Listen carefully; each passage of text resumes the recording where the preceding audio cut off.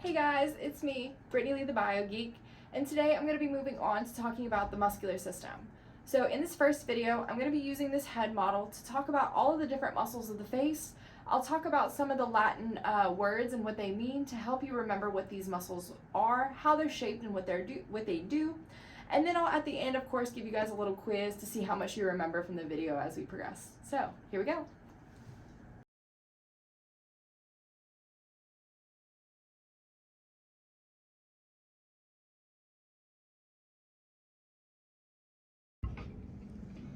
The first muscle we're going to talk about is the occipitofrontalis, whose name implies exactly where you can find it. So the occipital portion would be right on top of the occipital bone, and the frontalis portion of this muscle will be sitting right on top of the frontal bone. Next is going to be the corrugator supercilia. The corrugator supercilia is going to be located right above the eye, just where the eyebrows would be. So my students in previous sections used to call this the alligator with superciliary eyebrows.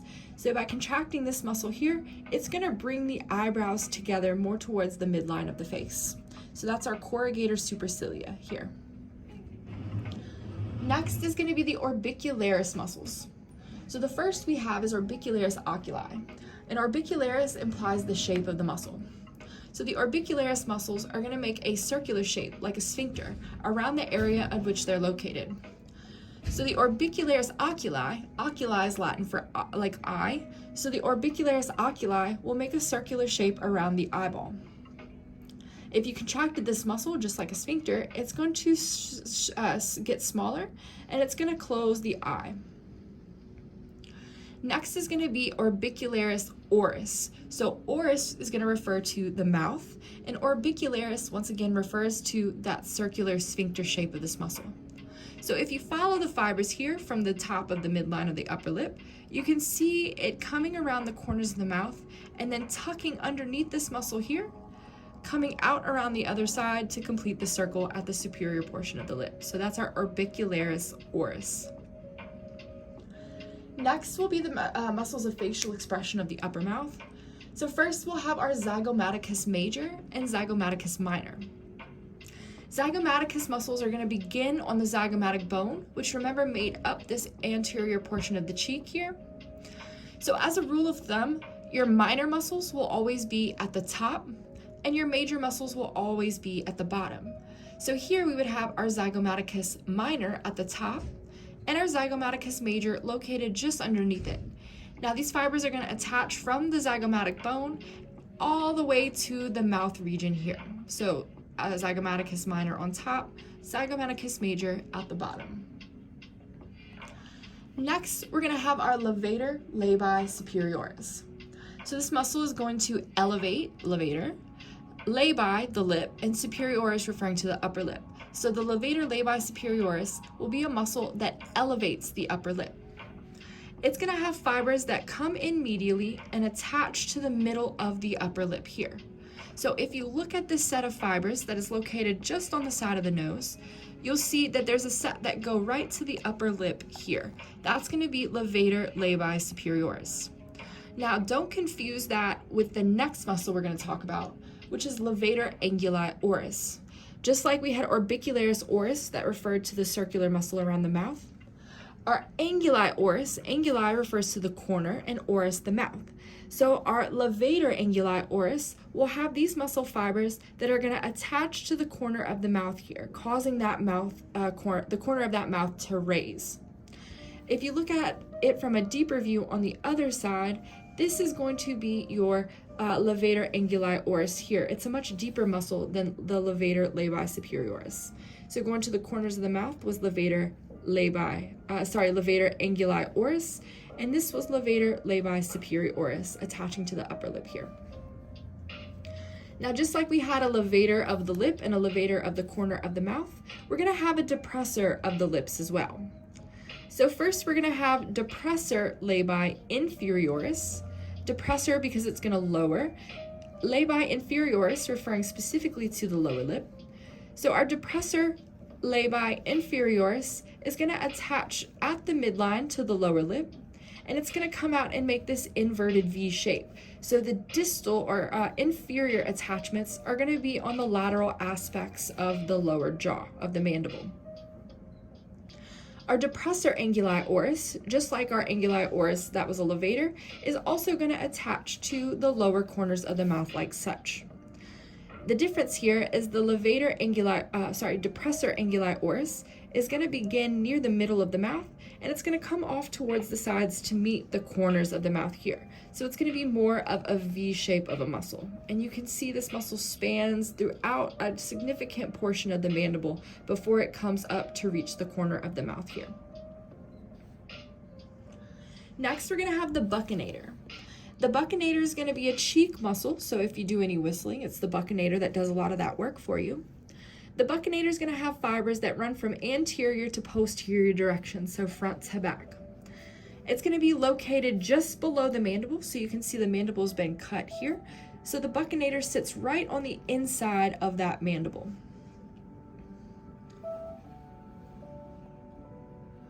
Next, we're going to have our resourius. So resourius is one that's been cut off this model, so you can only see a little portion of it here. But the resourius muscle would theoretically make a little squiggle shape and sit right on top of the outside portion of the cheek. Now, whenever I move on to the muscle model, you'll be able to see this resourius muscle on our entire muscle man model. Next is going to be mentalis, which mentalis is going to be a muscle that sits on the mental portion of the chin. So if you remember from my bone video, on the mandible we had this mental protuberance, which was a little protrusion of bone located just in this mental region here. The mentalis muscle is going to sit right on top of that mental protuberance, so at the very tip of the chin. Next, we're going to have our masseter muscle. The masseter muscle is a really important muscle for mastication or chewing.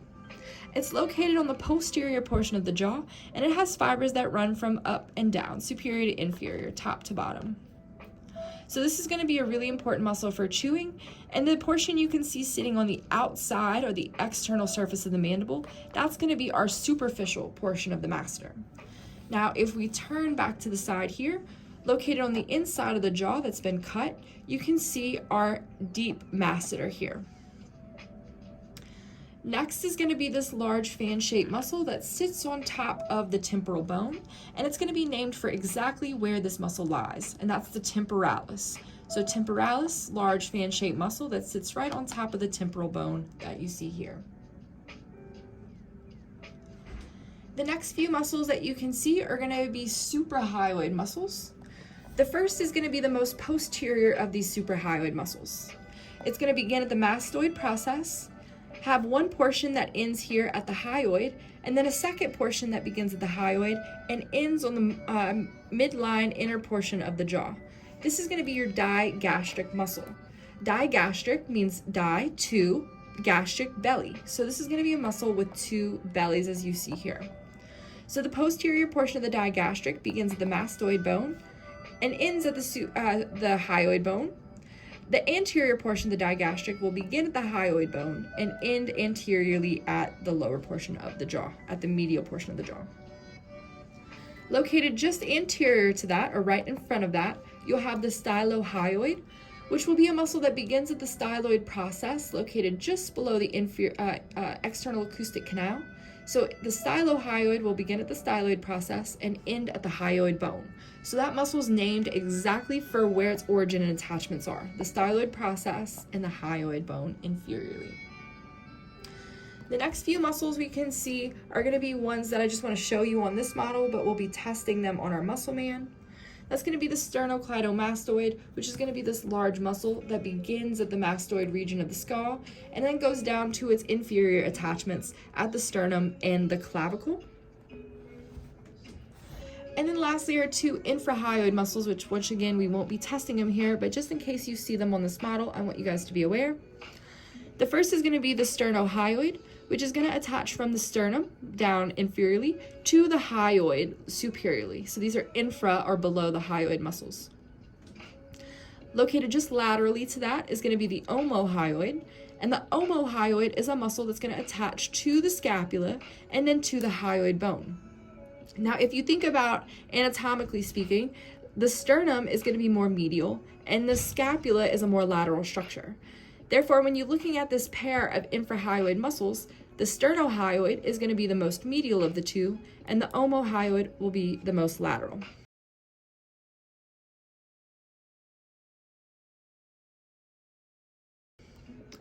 So let's run it back and see how many of these muscles we remember. The one located at the tip of the chin here, mentalis, very good. Circling the eye, Orbicularis oculi. The deep portion here attaching to the corners of the mouth. Levator, anguli, oris, exactly. And remember, we can see that muscle on the superficial aspect as well, attaching from underneath the Orbicularis oculi down to the corner of the mouth. So this would be levator, anguli, oris as well. So that would make this one the more medial of those, attaching to the upper lip. Levator, labii, superioris, very good. Attaching from the cheekbone to the corners of the mouth. The superior one is zygomaticus minor, which would make this one below it the zygomaticus major, very good. Remember, minor is always on top, major is always on the bottom. Located underneath the lip, attaching to the midline of the lower lip, we had depressor, labii, infrahyoid, very good. Located on the side of the cheek with fibers running from front to back.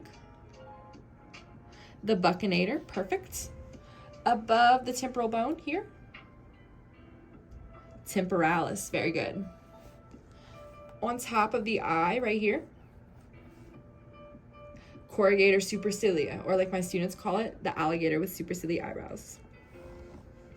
Located at the bottom of the face, attaching to the corner of the mouth. Depressor, anguli, oris, very good. Making up this large mastication muscle on top of the jaw. The masseter, very good. And then last one, we have this one running with fibers on the frontal bone and fibers on the occipital bone. Occipitofrontalis, very good, very good. Let me do a few more actually, just kidding. Attaching from the mastoid process to the hyoid, and then from the hyoid up to the mandible. Digastric, very good. And then just the anterior to the digastric, we would have the stylohyoid, very good, very good. So that's a wrap on the muscles of the face. Stay tuned for my next video where I cover a fully articulated muscle man, and I talk some more about muscles of the face, a little bit of neck muscles, and then a lot of the muscles of the back and the upper thorax. So stay tuned for that. Bye.